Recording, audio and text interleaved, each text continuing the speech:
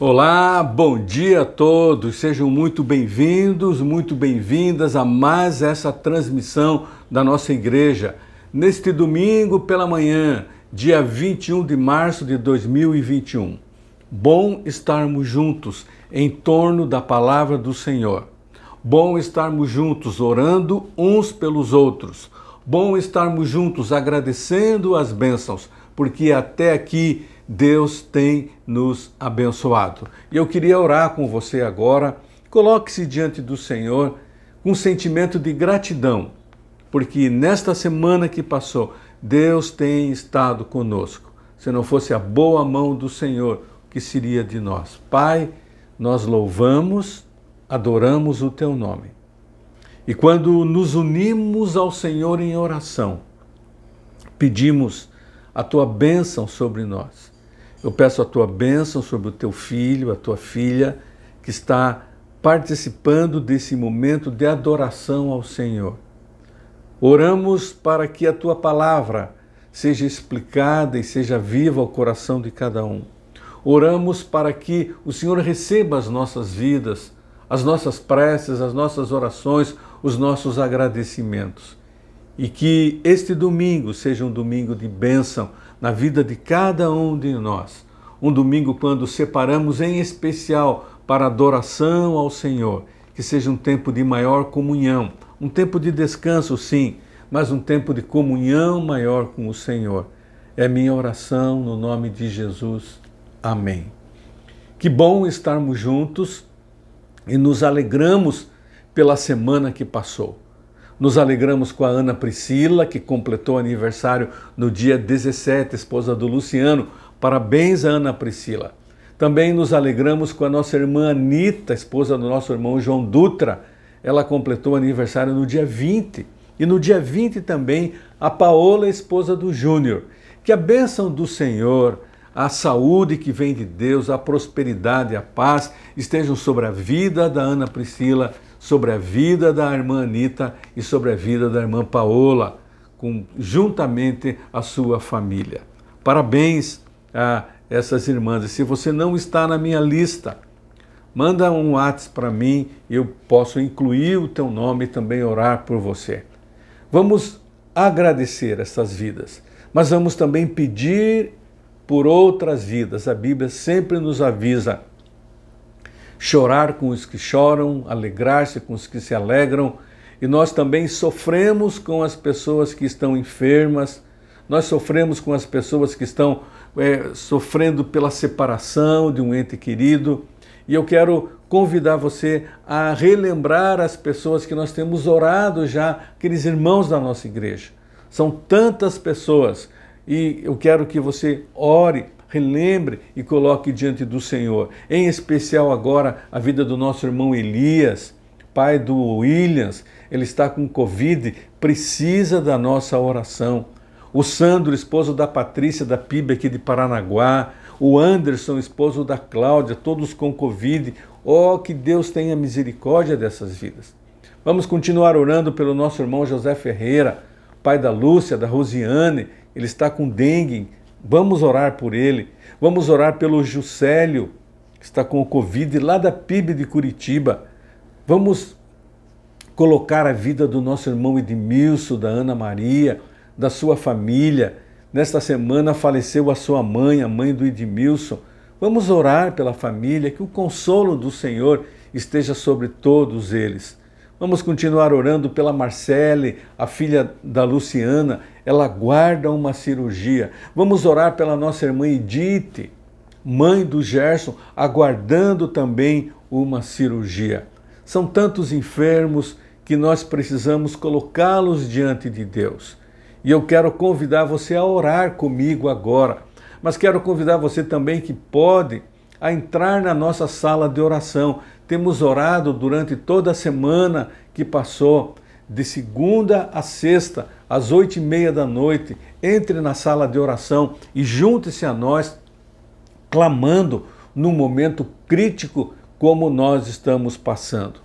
Eu queria também que você orasse por missões mundiais. Os nossos missionários espalhados no mundo, ore por eles. ore pela campanha, vamos separar um dinheiro, vamos separar a nossa oferta de amor para podermos colaborar e enviar esta oferta para a Junta de Missões, para que os nossos missionários continuem sendo sustentados. Não deixe de contribuir para a sua igreja. É um tempo difícil, você pode levar a sua oferta, o seu dízimo na igreja e colocar lá no gasofilácio, mas também pode depositar na conta da igreja. É um tempo diferente, mas precisamos nos colocar diante de Deus para que a obra do Senhor não sofra continuidade. E é nesse tempo que precisamos mais e mais da oração, do dízimo, da oferta, da entrega das nossas vidas ao Senhor. Estamos com um projeto agora para a Páscoa, entregar ovos de Páscoa, mas também a palavra do Senhor a algumas famílias. Por isso eu queria que você orasse, jovens da igreja, Ministério Infantil, a nossa associação, todos estamos nos preparando para essa missão de falar de Jesus, que Jesus está vivo e Ele está conosco a cada dia. É um tempo difícil, sim, mas é um tempo de ação, um tempo de misericórdia, um tempo de estendermos as nossas mãos àqueles que sofrem. Vamos orar? Vamos orar agora. Pai, são tantas coisas que passam pelas nossas cabeças. Tantas alegrias, agradecimentos, mas tantas tristezas pelos que sofrem, pelos que estão enfermos. E só o Senhor mesmo pode chegar ao nosso coração, à nossa alma, e colocar a paz, o gozo, a tranquilidade e a serenidade. Eu me alegro com os irmãos, as irmãs que se aniversariaram, que a tua bênção esteja sobre a vida delas. E eu peço a Deus a tua bênção sobre os pedidos que nós colocamos aqui e tantos outros que sabemos, mas eu não falei agora, mas o Senhor conhece. Ó Deus, venha e nos encontre com a tua bênção. Aquele que está lá no leito de dor no hospital, que o teu Espírito Santo esteja derramando graça, consolo, mas clamamos pela cura. Aqueles que têm os seus familiares hospitalizados, o Senhor dê paz ao coração deles, dê ânimo, que a fé seja a cada dia aumentada e possam crer no teu poder. Ó Deus, eu peço também pelos missionários nesse tempo de missões mundiais, eu peço pela nossa igreja. Ó Deus, abençoa os teus servos que são fiéis nos seus dízimos e ofertas, que a tua bênção e a tua provisão esteja sobre eles. Ó Deus, nós clamamos, porque precisamos do Senhor, mas acima de tudo, nós clamamos porque o Senhor é o nosso Deus. Até aqui o Senhor tem nos ajudado, até aqui o Senhor tem estado conosco e cremos, o Senhor continua no comando da história. Por isso, fica com o teu filho, com a tua filha, e encontre cada um de nós nas nossas necessidades que o Senhor conhece e vem e supre tudo aquilo que precisamos. Oramos no nome de Jesus. Amém e amém. Temos estudado o livro de Tiago, Carta de Tiago, cartas para as igrejas de ontem e cartas para as igrejas de hoje.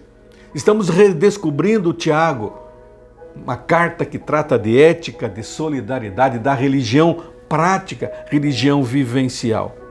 E o tema desta manhã é a relação entre o ouvir e o falar. Tiago 1, 19 e 20. Portanto, meus amados irmãos, todo homem seja pronto para ouvir, tardio para falar, tardio para se irar, porque a ira do homem não opera a justiça de Deus. Já vimos em domingos anteriores, todo homem seja pronto para ouvir a voz de Deus, ouvir o clamor do próximo, ouvir a sua própria consciência. Mas todo homem deve ser tardio para falar.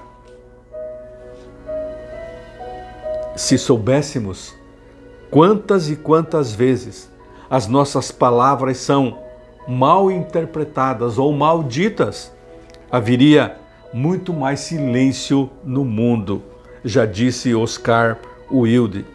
Tiago falaria da língua solta. É uma doença comum, infelizmente, entre as pessoas. Falar, falar, sem pensar, sem refletir. E Tiago diz, seja tardio em falar. Mas hoje eu queria vir com você quando ele diz, seja tardio para se irar.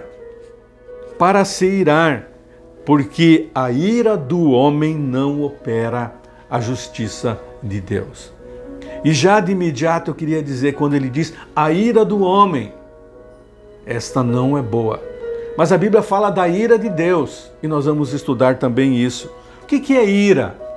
O dicionário, ele assim nos diz, mágoa ou paixão, que a injúria desperta na pessoa injuriada. É um tipo de ira. Mas a outra ira, que é a raiva, a cólera, o desejo de vingança. Num consenso mais comum, esta palavra ira significa fúria, raiva, cólera, com o desejo desordenado de vingança. Quando falamos assim, falamos da ira humana. Quando você olha a Bíblia, a ira é um dos vícios das obras da carne. Quando Gálatas 5, 19 a 21, Paulo diz assim, ora as obras da carne são manifestas. E entre essas obras da carne, como ódio, impureza, idolatria, ele fala ira. Ira. Então a ira é uma das obras da carne no homem. E Paulo diz, eu os advirto, como antes já os fiz, que os que praticam essas coisas não herdarão o reino de Deus. Paulo, escrevendo a Timóteo, no capítulo 2, verso 8 da sua primeira carta, ele diz, levantando mãos santas, sem ira e sem contenda. Sem ira e sem contenda. Efésios capítulo 4, verso 31, ele diz que toda amargura e cólera e ira e gritaria e blasfêmias, nós devemos ficar longe de tudo isso. Inclusive ele fala aqui, ira.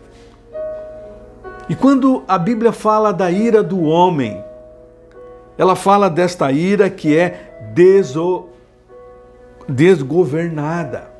É uma ira destruidora, é uma ira pecaminosa. E repito, é obra da carne. E Paulo diz, é algo que não agrada a Deus. E Tiago diz, não opera a justiça de Deus.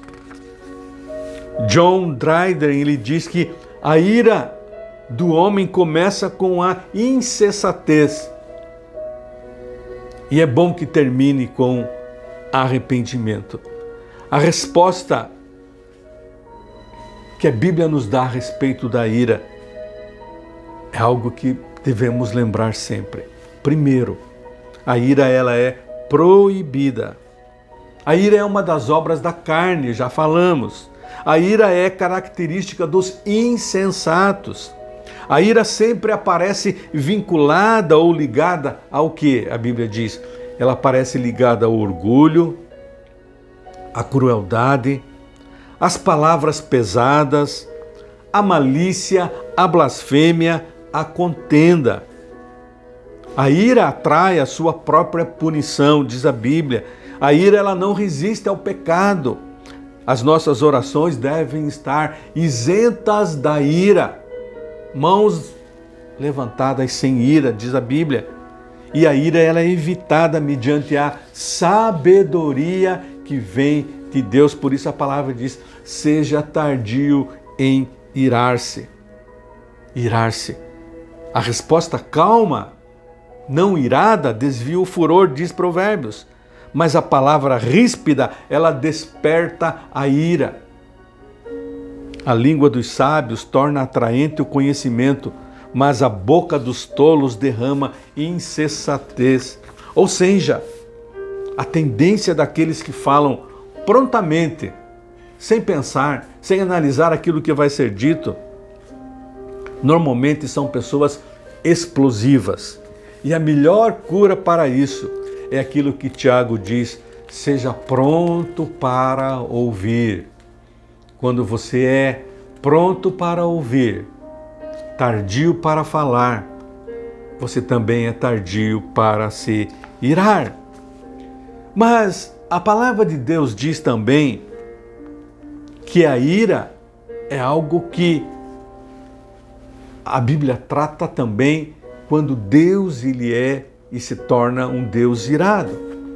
Aí você pergunta: pastor, mas a ira de Deus, ele fica irado? Ira diferente do homem. Uma pesquisa na Bíblia nos leva à conclusão de que Deus se ira sim. Contudo, é importante eu entender que a ira humana e a ira de Deus são totalmente distintas. Frequentemente, esse princípio da ira de Deus, ele é apresentado como algo que pertence ao homem. Nós usamos para Deus alguns sentimentos, algumas formas humanas, para que possamos entender isso. Por exemplo, Deus fica triste, Deus se alegra, Deus chora e Deus fica irado. São termos e formas humanas que nós entendemos e colocamos a atitude de Deus. Os judeus, eles sempre apresentavam o Deus com reações humanas. Há uma palavra difícil aqui: antropomórficas. A forma do homem. E seria atribuir a Deus formas e atributos humanos. Uma maneira de nós entendermos um pouco de Deus, porque nós não conhecemos totalmente a Deus, aquele sentimento de Deus. E a Bíblia fala da boca, dos lábios, fala: os ouvidos de Deus não estão tapados, as mãos de Deus não estão encolhidas. São atitudes e formas humanas que nós colocamos para Deus. Os olhos humanos, Deus olha toda a terra. Por isso, quando a Bíblia fala da ira de Deus, ela quer nos ensinar uma coisa muito importante. Primeiro, que a ira de Deus é super diferente da ira do homem. A ira de Deus é uma ira que nos ajuda a entender que é um Deus justo e tem aversão ao pecado. É a aversão de Deus a tudo que é injusto, ao pecado, a tudo aquilo que desagrada a Deus. Então Deus ele fica com esse coração irado. E a Bíblia nos chama a atenção para isso. A ira de Deus sempre é uma expressão da justiça de Deus. E é importante você entender isso. 1 Reis capítulo 11, o verso 6 e o verso 9, diz assim: dessa forma Salomão fez o que o Senhor reprova. Não seguiu completamente o Senhor como seu pai Davi. Ele fez coisas contra a vontade de Deus. E o que diz a Bíblia? O Senhor irou-se contra Salomão por ter se desviado do Senhor, o Deus de Israel, que lhe havia aparecido 2 vezes. Deus irou-se. O Salmo 7, verso 11 diz: Deus é um juiz justo, um Deus que se ira todos os dias. É a justiça de Deus, é o sentimento de Deus contra a injustiça, contra o erro, contra o pecado, contra a maldade. Isto é a ira de Deus. E o Velho Testamento, ele sempre mostra a ira de Deus balanceada com a sua benignidade, com a sua misericórdia, com a sua paciência, com o seu amor, uma ira balanceada com a sua prontidão em perdoar. Esse Deus que é amor, esse Deus que é paciente. E quando você olha na Bíblia, a palavra hebraica para paciente, ela está relacionada com a ira, que significa o tamanho da ira. Deus é contra o pecado, contra a maldade, mas Ele ama o pecador. Deus não fica irado rapidamente, diz Êxodo 34:6. Deus se ira contra o pecado, contra a injustiça, sim, e pune o erro, sim, mas Deus, ele é compassivo, ele é misericordioso, ele é paciente, é um Deus cheio de compaixão e é um Deus fiel. Até mesmo quando os seus filhos pecam contra ele, ele é aquele pai cheio de compaixão e amor. Ele é aquele pai fiel aos seus filhos. Ele sempre está pronto a perdoar aqueles que pecam contra ele e se arrependem do seu pecado. O prazer de seu amor é maior que a sua ira. Salmo 30 diz: cantem louvores ao Senhor. Vocês, os seus fiéis, louvem o seu santo nome, pois a sua ira só dura um instante, mas o seu favor dura a vida toda. O choro pode persistir uma noite, mas de manhã irrompe a alegria. No Velho Testamento, sempre a ira de Deus é balanceada com a sua compaixão e com o seu amor. E no Novo Testamento, pastor, no Novo Testamento, Paulo diz em Romanos 1,18, a ira de Deus é revelada do céu. É um Deus que se ira, mas contra o quê? Contra toda a impiedade. É uma ira que se revela contra toda a injustiça dos homens, que suprimem a verdade pela injustiça. Deus é um Deus que se ira contra a injustiça, contra a inverdade, contra a impiedade.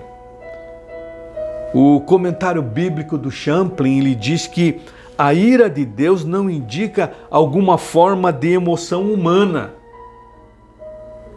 Não se compara a nossa ira, a nossa emoção, que perturba o equilíbrio emocional das pessoas e as tornem desejosas de ferir as outras, em formas de ações maldosas, planejadas, conforme a ira humana, que geralmente obriga as suas vítimas a fazerem isso. A ira de Deus é ordinariamente aludida em termos escatológicos. Se olha em Apocalipse, quando ela se revela lá no futuro, no último dia, contra todo pecado. Esse termo é usado para descrever a tristeza de Deus. Quando se olha a ira de Deus, é a justiça dele sendo aplicada contra o mal, contra o pecado, é a sua tristeza com os seres humanos e com os atos pecaminosos desse ser. A palavra ira é um conceito muitas vezes apresentado na Bíblia como uma raiva justificada por ações injustas. Deus fica irado com ações injustas do homem, com ações injustas da sociedade.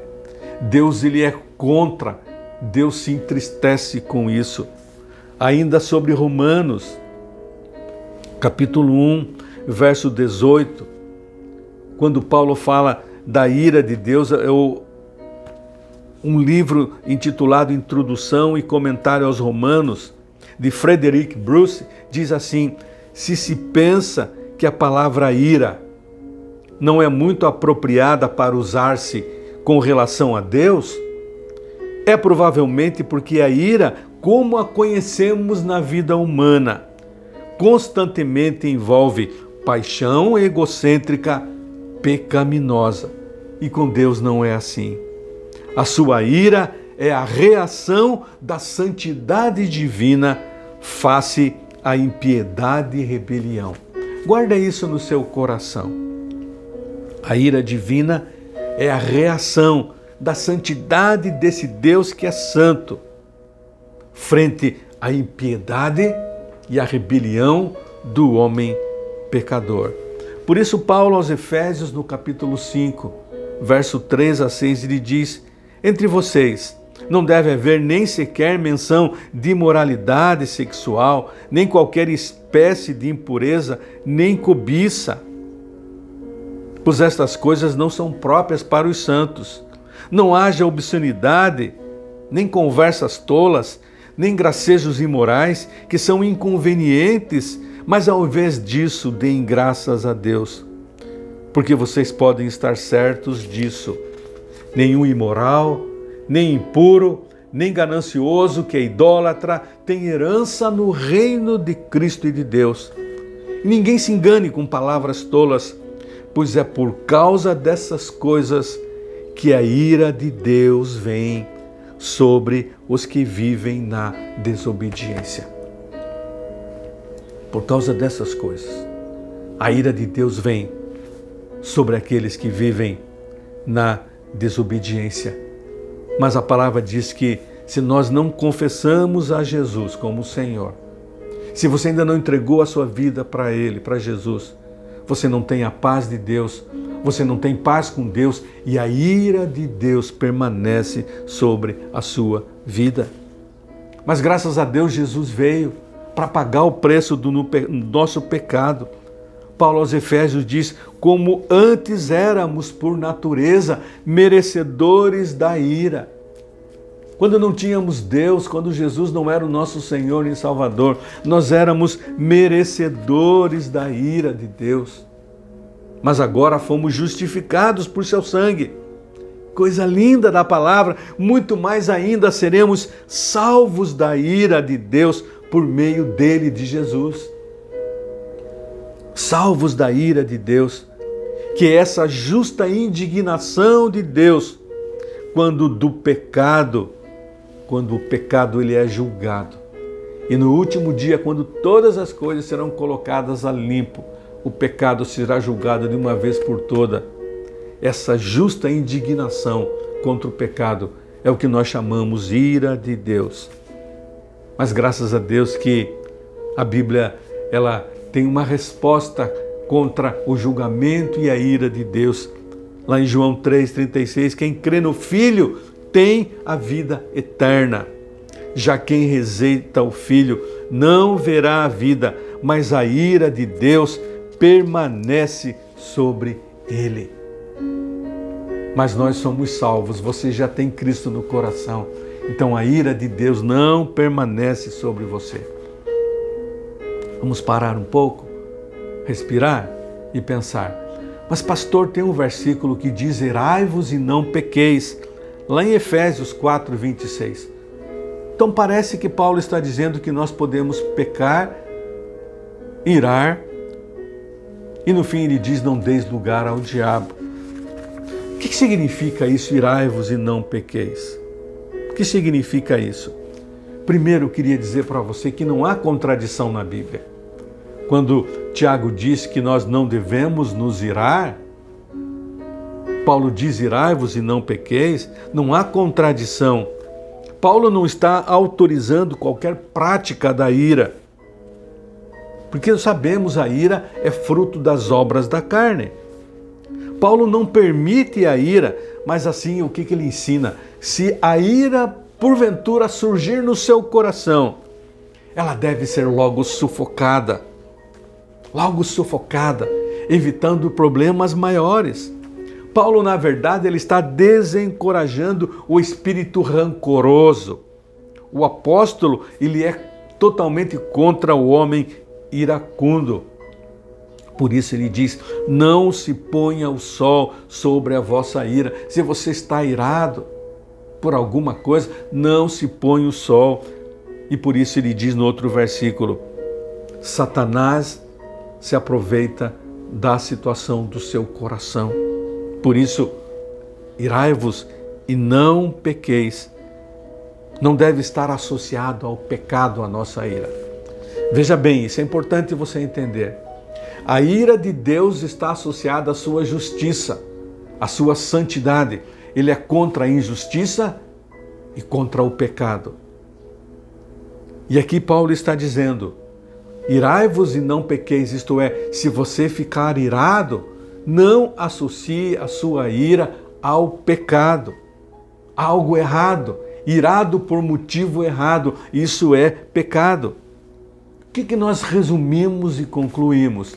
Que na verdade a ira em si, ela não é má.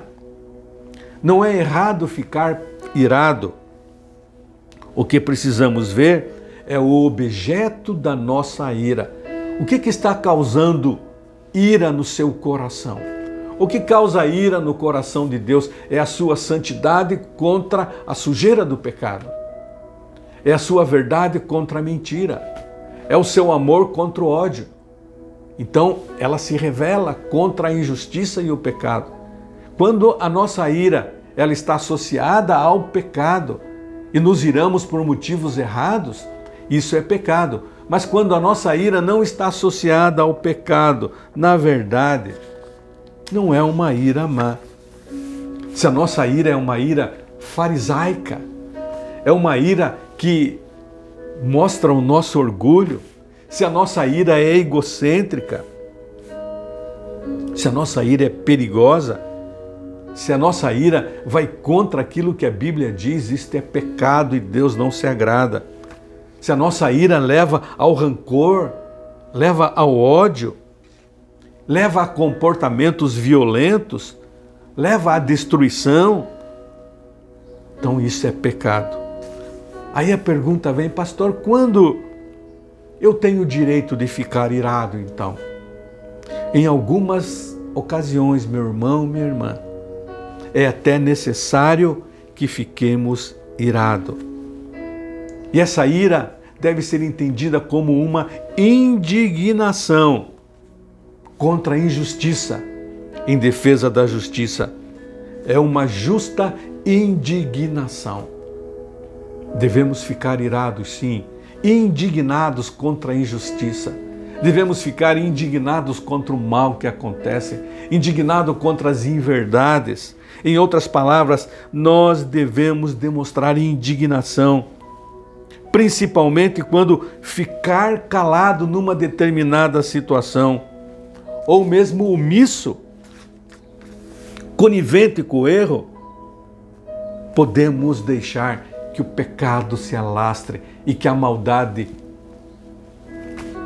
esteja correndo por todo o mundo. Quando nós nos omitimos e não ficamos indignados contra o pecado, nós somos coniventes com o pecado.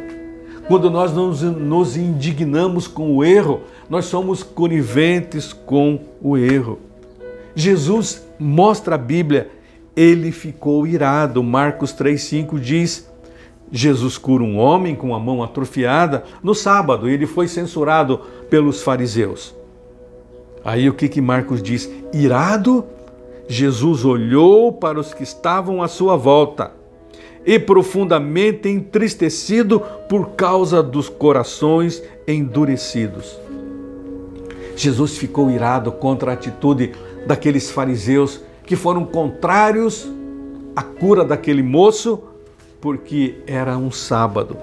Mas João também fala, Jesus ficou irado quando ele entra no templo, e aquele templo que devia ser casa de oração, como ele mesmo disse, minha casa é casa de oração, aquele templo se tornou num mercado, onde os vendilhões estavam lá vendendo animais para os sacrifícios.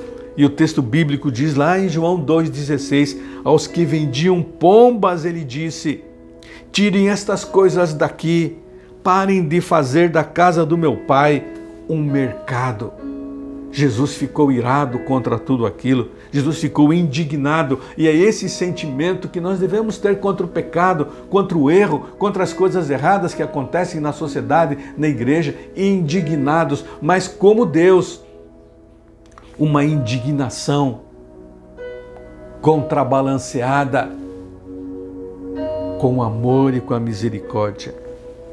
Aí sim a ira, ela não é necessariamente pecaminosa, é uma indignação, é uma ira contra o pecado, como Deus, que é santo, uma ira santa, uma ira justa, uma ira em perfeição.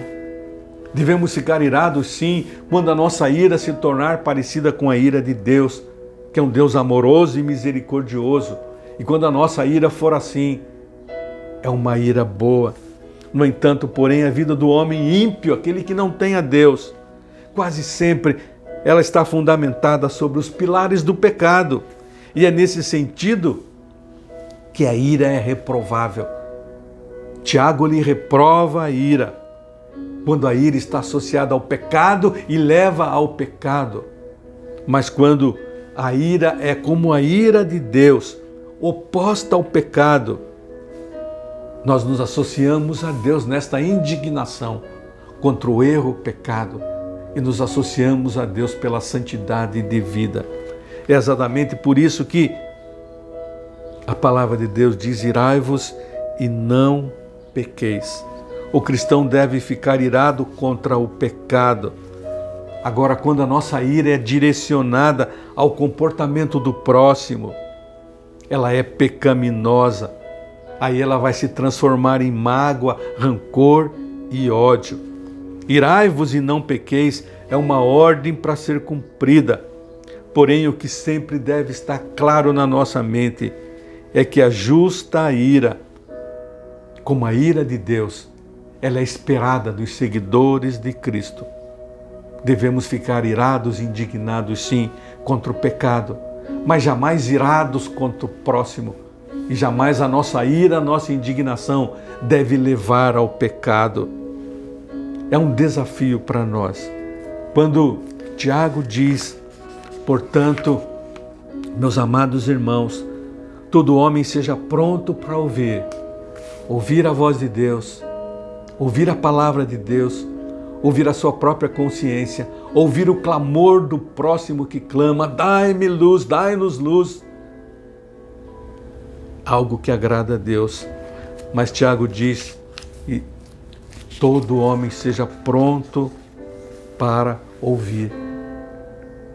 Mas também o homem deve ser tardio para falar palavras que não agradam a Deus e não edificam o homem. E a Bíblia diz que nós vamos um dia dar conta de toda a palavra que nós pronunciamos. É algo sério. Mas Tiago continua: seja tardio para se irar. Quando a ira e a indignação forem associadas ao pecado, não devemos nos irar.